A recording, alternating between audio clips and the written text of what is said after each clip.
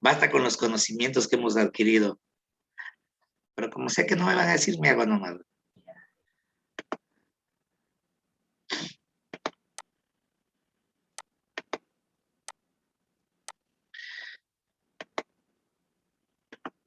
Bueno, chicos, habíamos hablado de los antiarrítmicos de la clase 1A. Y acuérdense que en la clase 1A teníamos, dentro de los antiarrítmicos, tenemos la clase 1A, 1B y 1C. Ahora vamos a hablar de la segunda, la lidocaína. ¿Por qué tenemos que hablar de esta clase que generalmente la 1A, la 1B generalmente tenemos, miren, esto siempre yo les pongo esta diapositiva en cada que vamos analizando cada una de las clases, porque si bien es cierto, ¿se acuerdan de lo que yo les dije en el primario? Toda la clase 1, sea 1A, 1B y 1C, tiene que ver con los canales de sodio. Todas, todas, todas. O sea, no hay una que tenga que ver con algún canal diferente. Entonces, los canales de sodio que vamos a ver va a ser ocasionada el bloqueo por quién, especialmente por la lidocaína. ¿Qué tiene que ver la lidocaína? Es un anestésico local. Ustedes todavía no han visto eso porque se ve en farmacología, en terapéutica, se ve anestésicos. La lidocaína ustedes lo van a manejar muchísimo, especialmente cuando hagan suturas. Cuando tengan que suturar a pacientes, van a ver que con el anestésico que utilizamos, la lidocaína al 2%, y le colocamos en la piel para quitarle, que el momento que nosotros le aplicamos en la piel, en el músculo, en el tejido subcutáneo, lo que nosotros vamos a hacer es bloquear los canales para que no exista conducción del impulso del dolor. Entonces te puedes suturar y no va a haber dolor. Entonces, la lidocaína es un anestésico local, pero también es un antiarrítmico. O sea, que sí lo podemos utilizar como antiarrítmico. Y es así que vamos a hablar de esta primero, la lidocaína. ¿Por qué se caracteriza la lidocaína? Es un anestésico local, es un depresor del corazón. Por eso es que cuando una persona está con taquicardia, si lo que tenemos a la mano es lidocaína, pues le podemos utilizar y va a ayudar a frenar la taquicardia. Es útil como antiarrítmico, especialmente de tipo ventricular. En arritmias auriculares es inútil, no funciona allí. Solamente tenemos más, porque como deprime el músculo cardíaco, el músculo que mayor se contrae es el ventrículo. Por esa razón es en arritmias ventriculares en donde ayuda a frenar y luego el corazón comienza a recuperar su ritmo. Pero en las arritmias auriculares, que son pequeñitas y sin mucha fuerza, no es muy útil. También tenemos que se lo puede utilizar a la fenitoína. La fenitoína es un anticonvulsivante cuando haya una intoxicación digitálica. ¿Qué es esto de la intoxicación digitálica? Nosotros para ayudar a contraer al corazón, para darle inotropismo positivo, que es la fuerza de la contracción del corazón, generalmente en pacientes enfermos con insuficiencia cardíaca sucede esto, que la insuficiencia cardíaca hace esto. No tiene la suficiente fuerza de contracción. Entonces ahí le damos nosotros digoxina, que es un digitálico, y comienza el corazón a latir con fuerza. Entonces ahí nosotros nos vamos a dar cuenta de que ayuda a manejar mucho lo que es la fuerza de contracción, y eso lo hacen los digitálicos. Pero ¿qué sucede cuando se nos va la mano con la digoxina? Porque a veces, miren, la digoxina se maneja dosis respuesta.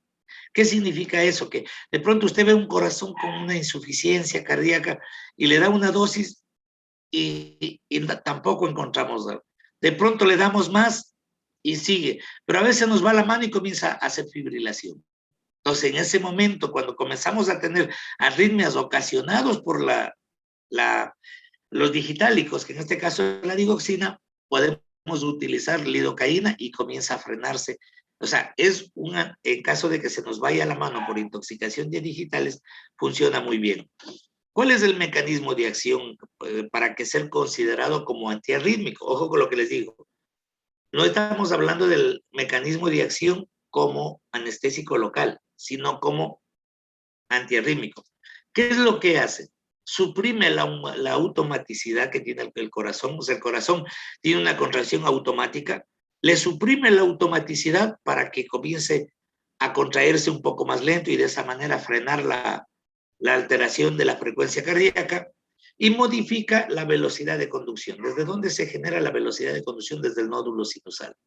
¿Qué hace? Le enlentece, le pone más lento a la velocidad de conducción y de esa manera, si la velocidad de conducción nos está dando una taquicardia, al ponerlo lento la velocidad de conducción, el corazón comienza a recuperar su ritmo.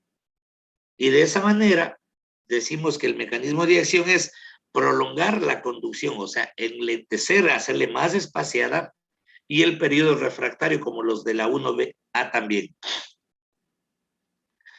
¿Qué hace la lidocaína? Ya les dije hace un momento, era un depresor del corazón. ¿Y qué es lo que hace? Deprime la contractilidad del miocardio.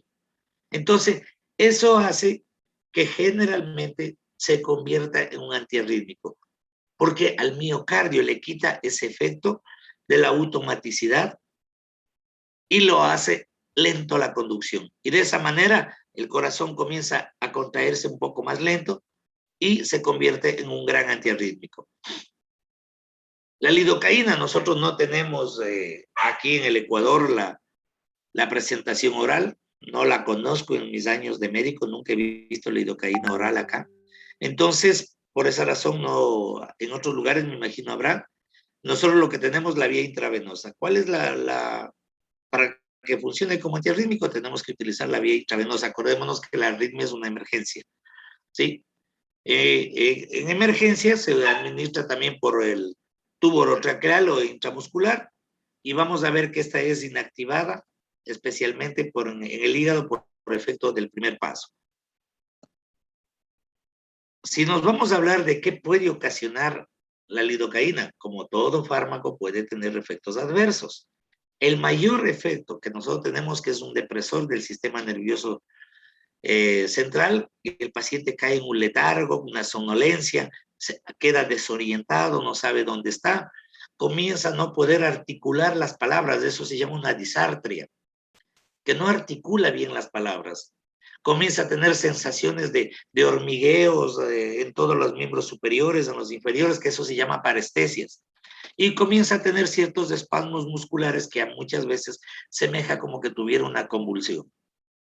Entonces, sí podemos hablar de una neurotoxicidad que puede ocasionar la lidocaína.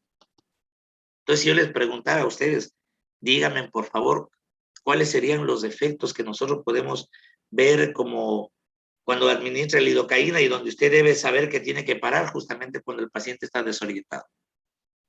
Usted le pregunta, ¿sabe dónde está? ¿Sabe qué día es hoy? ¿Sabe qué horas son? ¿Sabe usted que se acordó en el desayuno que desayunó? O sea, usted le hace preguntas y no le contesta bien, no le sabe la fecha, no sabe en qué año está. Es un paciente que está completamente desorientado. ¿En qué utilizamos la lidocaína? En fibrilaciones ventriculares, en taquicardia ventricular, como yo les dije, más sirve para todo lo que es ventricular, menos para la parte auricular. Es alternativa, como les dije, en intoxicación por digitálicos. También en el trasístoles, cuando usted ya vea cardiología, que van a ver el próximo semestre, van a hablar mucho de lo que se llama el extrasístole. Nosotros tenemos la contracción que es sístole y diástole, y eso loop, loop, loop. Entonces comienza el loop, loop, loop. Entonces hay un sonidito especial que no es de la contracción de del sístole ni del diástole, sino una contraccióncita fuera de estos dos latidos, y eso se conoce con el nombre de extrasístoles, que también se verifican en el electrocardiograma. Obviamente, la mejor manera de diagnosticar extrasístole es con el electrocardiograma. Luego tenemos que lo que va, con quién interacciona. Esto sí es importantísimo. ¿Qué significa interacción? Ustedes ya saben por el año pasado, los que vieron conmigo, es qué sucede cuando yo doy concomitantemente un fármaco y estoy dando también beta bloqueadores, por ejemplo. Ya vamos a ver más adelante hoy los beta bloqueantes. ¿Qué función tienen los beta bloqueantes, como su nombre lo indica? ¿Cuántos tipos de receptores beta tenemos? Tenemos los receptores beta 1 y beta 2. Los beta 1 están en los vasos sanguíneos y los beta 2 están en el corazón. Entonces, ¿a quién le va a afectar? A los receptores beta. Entonces, ¿qué hace, chicos, los beta bloqueantes? Al corazón le disminuye la frecuencia cardíaca, especialmente en taquicardia. Pero si a más de eso le damos lidocaína, acuérdense que la lidocaína es un depresor del miocardio, puede entrar en una franca bradicardia, ¿sí? Y la bradicardia puede provocar una hipotensión y el paciente puede desmayarse. Luego tenemos otro fármaco que se llama la mixeletine.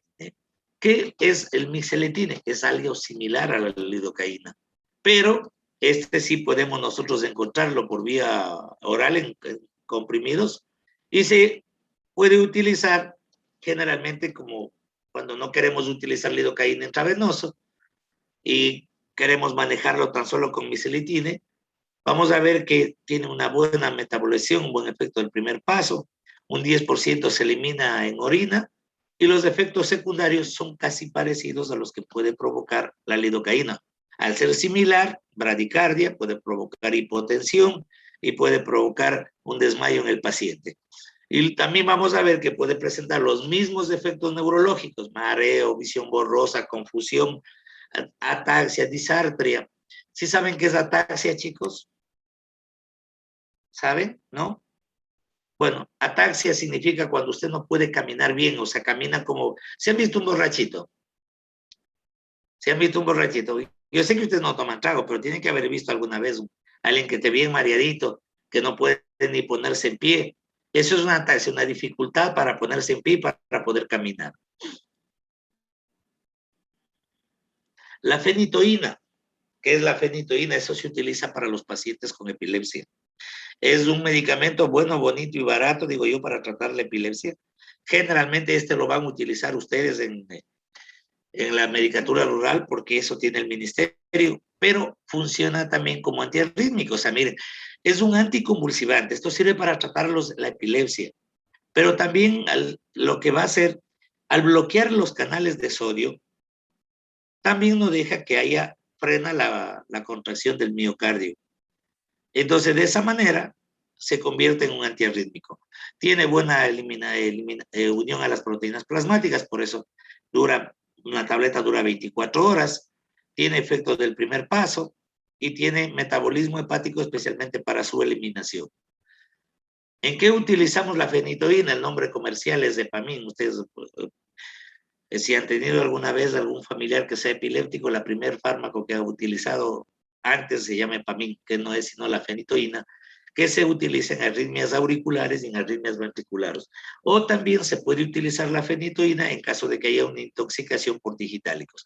Entonces yo le pregunto ahorita a ustedes, Yori, ¿cuáles serían los fármacos que pueden utilizarse en una intoxicación por digitálicos?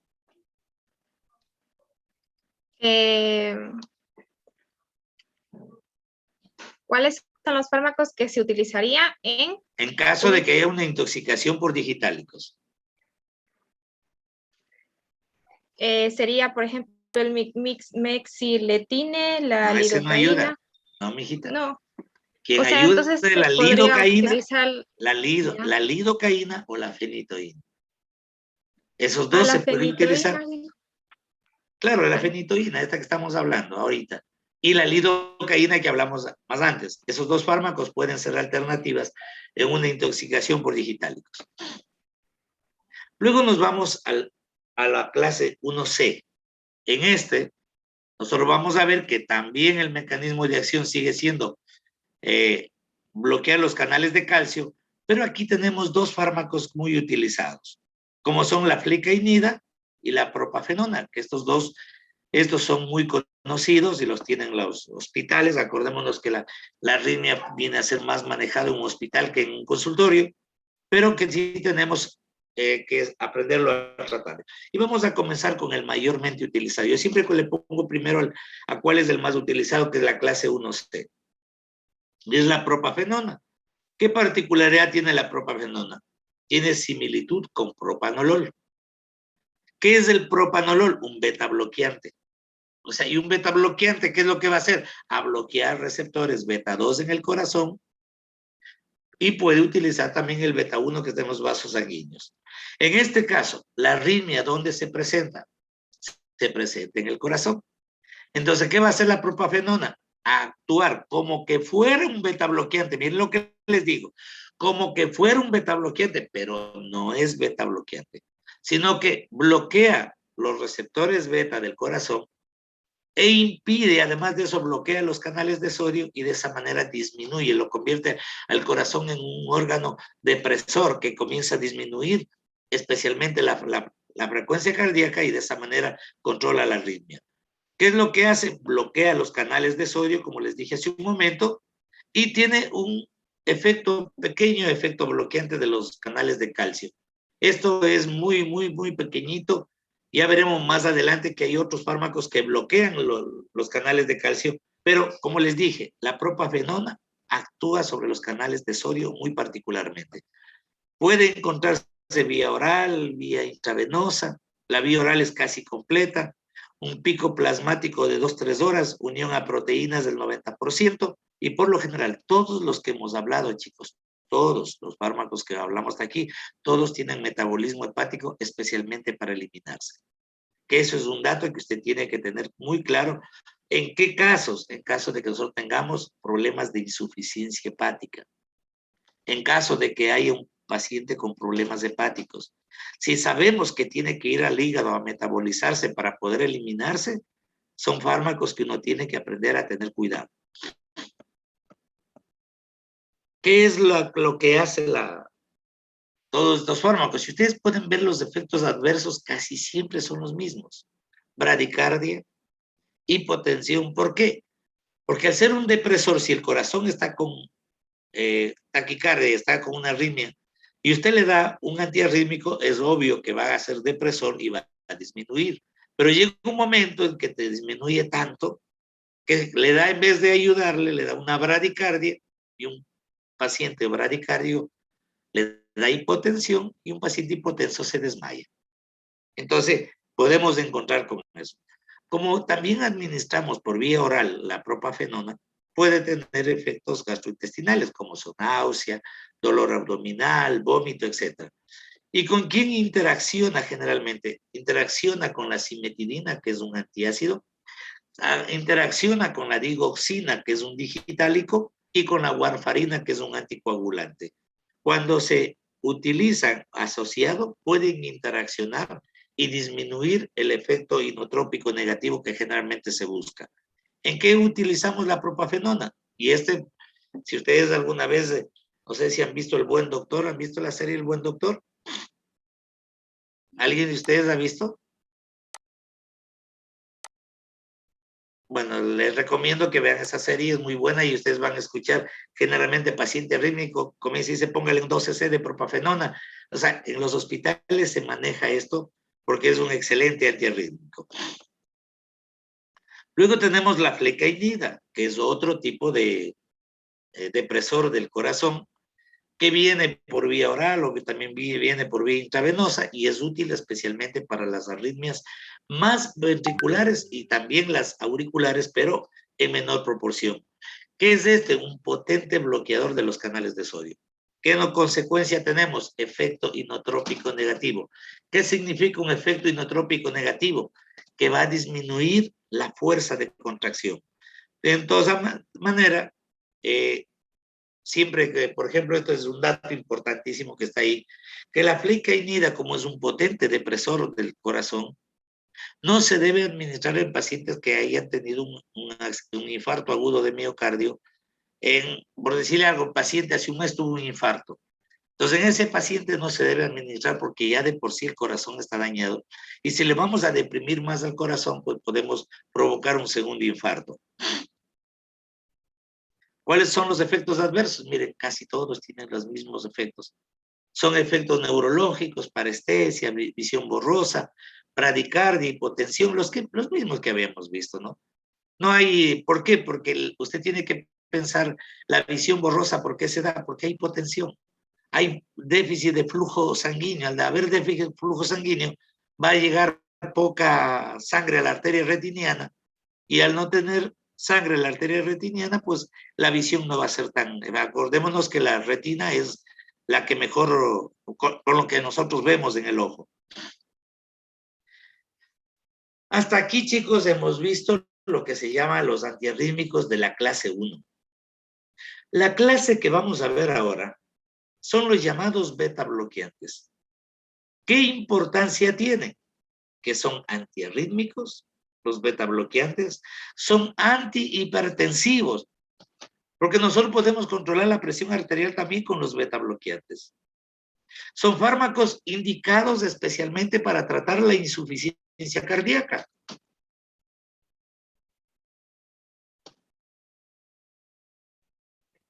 Entonces, si usted hace un análisis, los beta bloqueantes son multifacéticos, podríamos llamarlo así, ¿no? Y de hecho, dentro de los beta bloqueantes hay algunos que se llaman, que son no selectivos y cardioselectivos. Inclusive algunos beta bloqueantes son utilizados para tratar la migraña, chicos. Especialmente el propanolol. Porque también tenemos receptores beta a nivel del sistema nervioso. Entonces, ¿cuáles son los beta bloqueantes? Todos los que terminan en LOL. Propanolol, metoprolol, timolol, esmolol, todos los que terminan en LOL son beta bloqueantes. Menos lo del sotalol, que es un fármaco que no pertenece a la familia de los beta bloqueantes. Veamos cuáles son los principales beta bloqueantes. ¿Qué función tienen importante estos fármacos? Son antiarrítmicos. En este caso, yo lo estoy mencionando como antiarrítmico, pero cuando veamos fármacos para tratar la hipertensión, también los vuelvo a mencionar como antihipertensivos.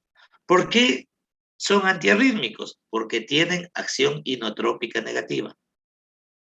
Acuérdense de esto, chicos, cuando yo menciono las propiedades del corazón, acuérdense, se llama inotropismo, dromotropismo, cromotropismo, que son los que hacen que el corazón tenga unas propiedades muy propias. El inotropismo significa fuerza de contracción, fuerza. Cuando yo digo, este fármaco es un inotrópico positivo, es porque me va a aumentar la fuerza de contracción.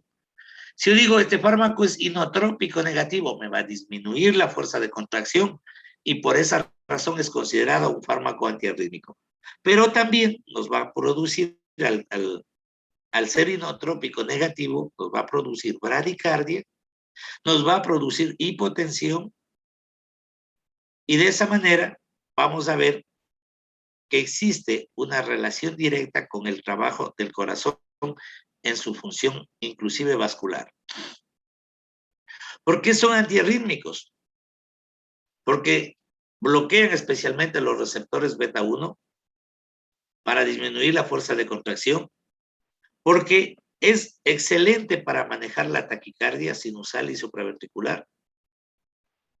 Pero en caso de que haya fibrilaciones, ojo con lo que les digo, que la fibrilación es antiarrítmica más o menos así, no se debe utilizar los beta bloqueantes en este caso, porque pueden ocasionar alteraciones de una bradicardia severa, dar una hipotensión severa, y el paciente puede estar en algún lugar manejando algo y se puede desmayar y tener un accidente. Entonces, vamos a ver qué significa selectividad. La selectividad significa que van a ayudar a algo que se llama la acción estabilizadora de membrana. Voy a explicarles qué es esto. Los receptores beta 1, generalmente, no todos los beta bloqueantes tienen selectividad sobre el beta 1. Hay algunos que tienen sobre el beta 2, otros sobre los beta 3. Pero, ¿qué es lo que hace? Estabilizan la membrana de la célula miocárdica y no le permite despolarizarse. O sea, impide que haya un potencial de acción ni la entrada, porque están bloqueados los canales, los receptores de beta, Y de esa manera, la célula cardíaca no se despolariza y se estabiliza la membrana. Eso se llama actividad, la AEM significa acción estabilizadora de membrana, que no es sino que le queda estabilizada y no permite que se despolarice. O sea, que no haya un potencial de acción. Entonces, ahí tenemos las características de los beta bloqueantes. Tenemos los no selectivos, que poseen acción estabilizadora de membrana, como son el prenolol, alprenolol, propanolol, pindolol, nadolol, sotalol. Pero los cardioselectivos, esos son solamente los que van a actuar a nivel de corazón, muy especialmente sobre los receptores. Y ahí tenemos el que ustedes van a escuchar mucho, el bisoprolol. El bisoprolol es un fármaco que lo utilizan todos los cardiólogos. Acuérdense de bisoprolol y carvedinol. Son dos de los que ustedes van a escuchar muchísimo en los hospitales, muchísimo en las consultas con los cardiólogos, y acuérdense que si les recetan bisoprolol es porque algún problema tiene el corazón y tenemos que bloquear los receptores beta.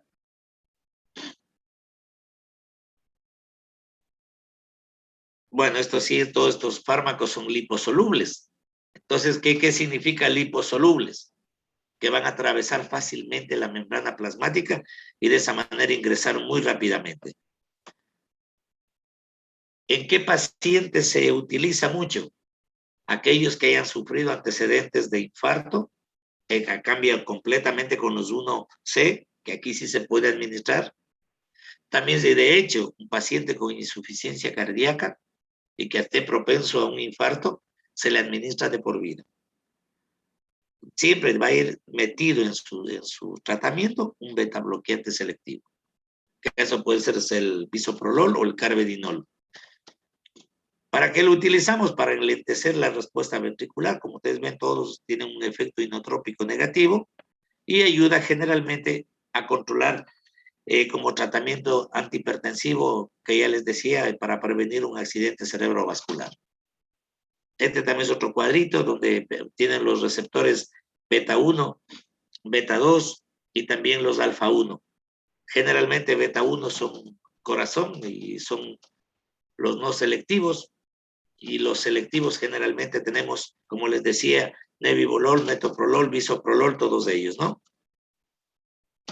Esta es otra clasificación que tenemos. Aquí tenemos el nombre del fármaco. Casi todos tienen lipofilia. Miren todo esto. A duras penas el atenolol tiene baja, que este acá no tenemos, pero casi todos tienen alta la liposolubilidad para tener una buena penetración en los tejidos cardíacos. Aquí tenemos una misma diapositiva donde tenemos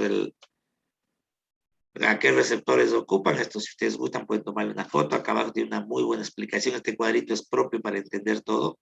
O cuando vean la grabación, pues ahí lo capturan como ustedes deseen. Este es otro cuadrito que para qué sirve, cuáles son. Mire, este cuadrito es muy, muy bonito porque nos dice en hipertensión, en angina, en la arritmia, cuáles son los que más se utilizan. Y aquí tenemos el ISA, no es sino actividad simpático-mimética, y el AEM es acción estabilizadora de membrana. Aquí tenemos sí es un bonito cuadro, chicos, las dosis especialmente. En caso de arritmia, ¿cuánto se debe dar?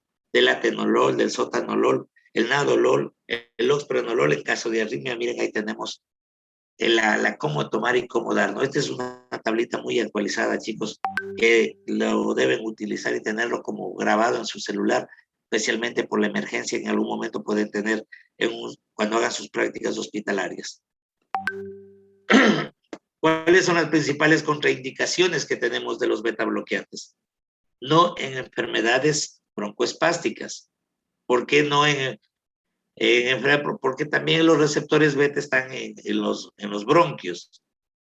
Y si le damos en un paciente que tiene espasmos bronquiales y lo que va a hacer es relajar, ese paciente puede tener alteraciones en su contracción, especialmente a los bronquios pulmonares. No se debe dar en insuficiencia cardíaca congestiva. Ahí es obvio. ¿Por qué? Porque tiene un corazón encharcado y lo que hay que hacer mejor es ayudar a que se envíe toda esa sangre que está retenida por cuestiones de problemas de tipo valvular. En caso de anomalías de conducción cardíaca, ya sabemos que si es que el corazón está deprimido, no le vamos a dar porque lo vamos a deprimir más, etcétera. Y en caso de que hay un paciente con bradicardia, no le vamos a dar beta bloqueante porque le damos una bradicardia más severa. Interacciones, ¿cómo se debe?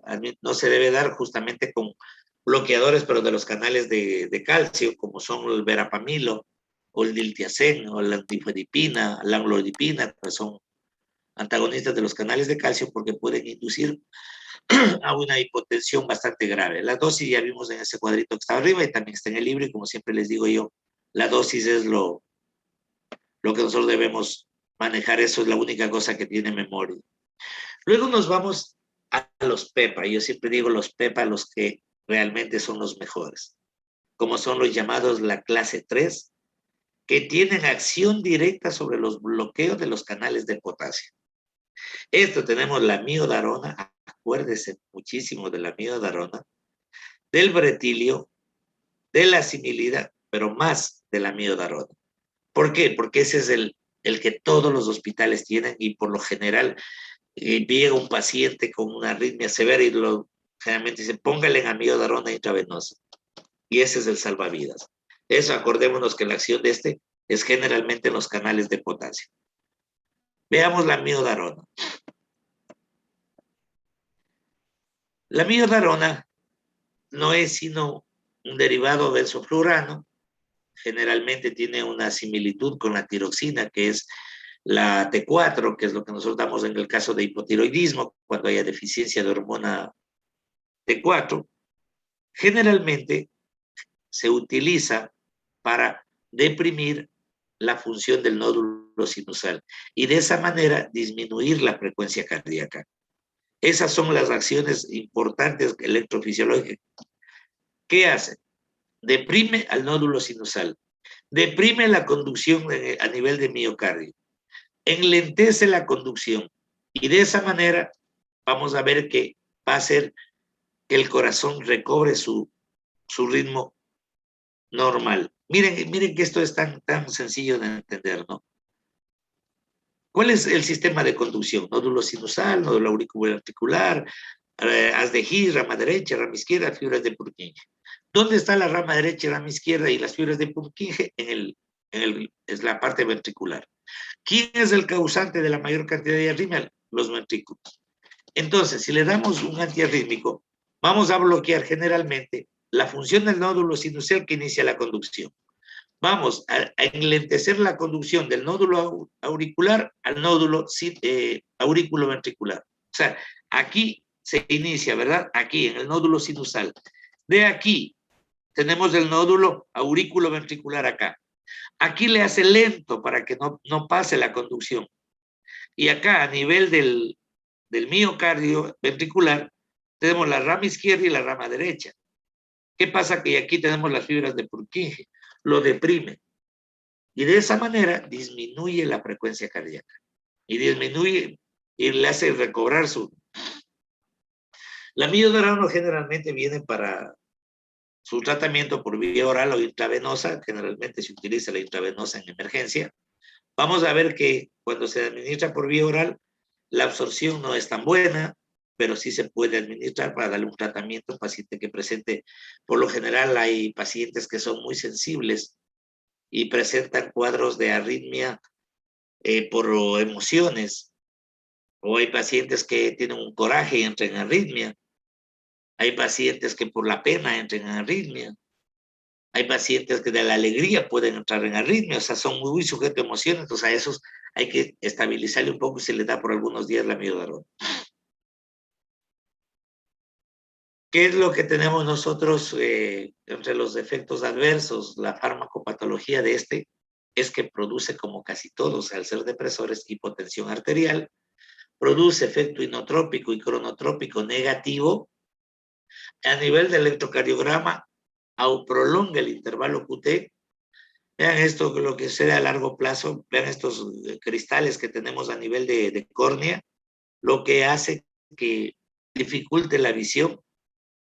Puede dar fibrosis pulmonar, como aquí todo este pulmón está fibrosado, pero eso es en dosis a largo plazo.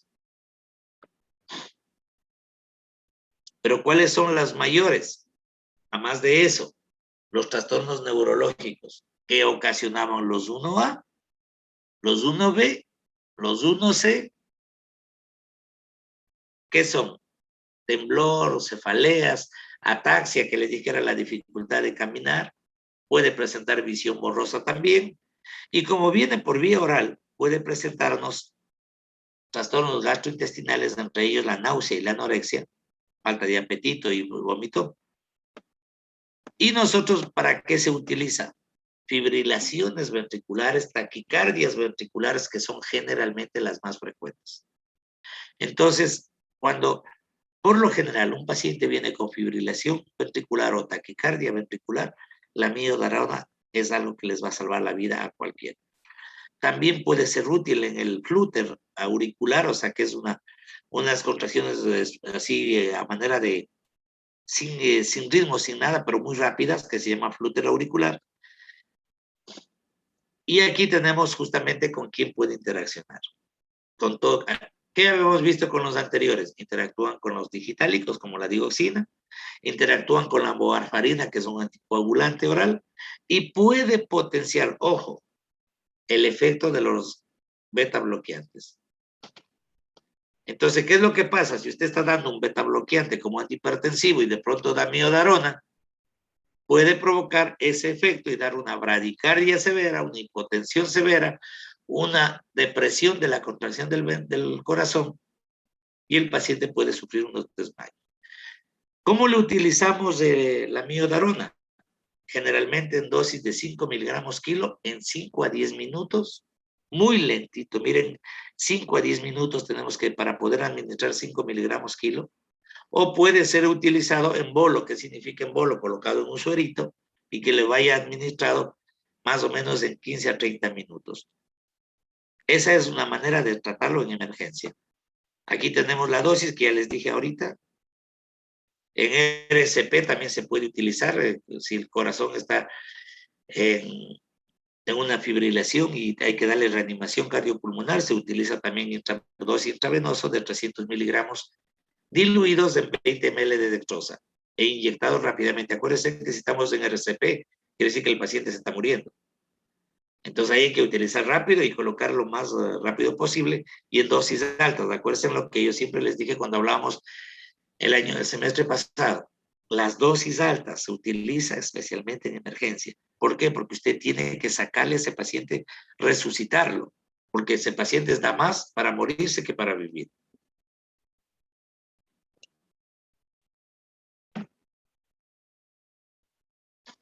Luego tenemos los llamados antiarrítmicos que bloquean los canales de calcio. Miren, hemos tenido bloqueadores de los canales de sodio, hemos tenido beta bloqueantes, tenemos los bloqueadores de los canales de potasio, entre ellos la miodarona, y ahora tenemos los bloqueadores de los canales lentos de calcio. ¿Qué importancia tienen estos? Que también funcionan como antianginosos. Cuando veamos angina de pecho lo vamos a nombrar nuevamente. Funcionan como antiarrítmicos. También funcionan como antihipertensivos. De hecho, yo tomo uno de estos fármacos que se llaman gludipino para mi hipertensión leve. Entonces, sí tenemos nosotros polifaceta, que también en los bloqueadores de los canales de calcio también son polifacéticos. ¿Cuáles tenemos principalmente? El verapamilo. Yo me formé con el verapamilo. Hace muchos años atrás, el verapamilo era uno de los principales fármacos para tratar la hipertensión. Y de hecho yo lo prescribí en mis inicios como médico.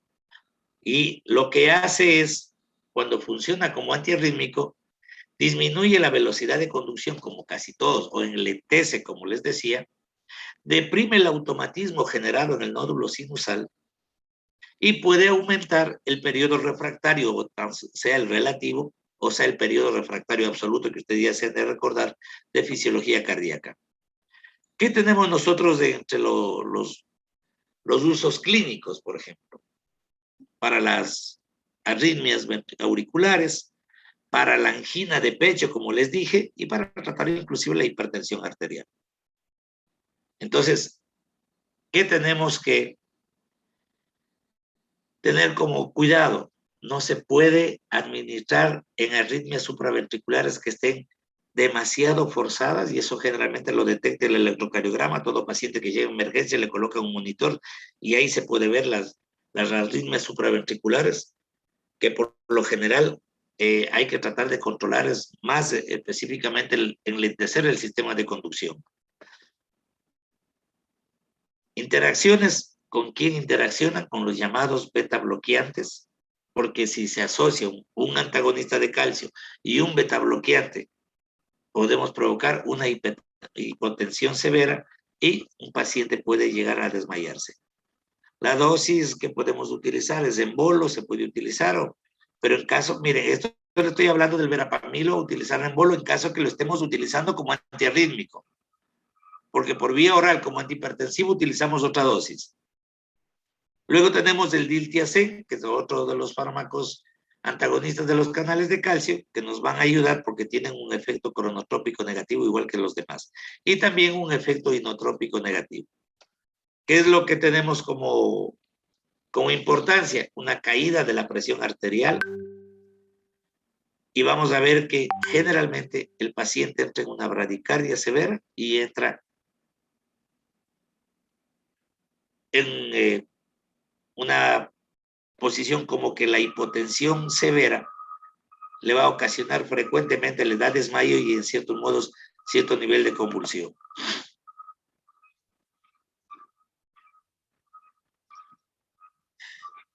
Bueno, chicos, podríamos decir que hemos terminado lo que es antiarrítmicos. La próxima clase seguiremos con fármacos cardiovasculares y vamos a ver fármacos antianginosos. Para el viernes que tenemos, vamos a ver justamente, ¿viernes tenemos con ustedes o jueves? Jueves. Jueves. O sea, el jueves vamos a entrar en antihipertensivos, que es la clase en lo que yo más me voy a demorar, porque eso es lo que ustedes más van a manejar. Porque por lo general, para la arritmia, usted le dará un tratamiento de emergencia y lo va a derivar inmediatamente a un hospital, porque no se va a quedar en la medicatura rural con ese paciente, porque se puede complicar. Si usted le da el tratamiento de emergencia, inmediatamente lo refiere a un hospital para que sea estabilizado. Pero los fármacos antihipertensivos son el pan de cada día en una consulta de medicatura rural. Bueno, chicos, nos vemos la próxima clase. Que pasen bien. Doctor, una pregunta. Dígame. Sí, una pregunta. Dime, A Magali, lo que usted se refiere, a lo que hablamos de interacciones, no entendí muy bien, es que no se debe mandar el medicamento antiarrítmico con este otro medicamento. Ya no, mijita, lo que te quiero decir, la interacción es que si tú estás dando un beta bloqueante, pero lo estás utilizando como antihipertensivo, porque los beta bloqueantes se utilizan como antihipertensivo también, y de paso tienes una arritmia, no se recomienda dar, por ejemplo, antagonistas de calcio y beta bloqueantes, porque potencializas el efecto de ambos. Y pueden, como todos ocasionan depresión del corazón, puede ocasionar un efecto más potente, deprimir más, dar bradicardia severa, hipotensión severa, y el paciente puede llegar a complicarse. Entonces solo se debería dar un fármaco, más no los dos. No, lo que pasa, no, mijita, lo que pasa es que tú tienes que, por ejemplo, si yo le estoy dando un beta bloqueante como antiarrítmico, yo voy a buscar uno de la clase 1A, o 1B o 1C, que no sea uno para poder bloquear. O sea, que no voy a dar es un antagonista de calcio y un beta bloqueante al mismo tiempo. Puede inclusive utilizar lidocaína también. Ya, gracias, doctor. Listo. ¿Alguna otra pregunta? Sí, doctor, yo quería saber si usted nos podía pasar las clases grabadas.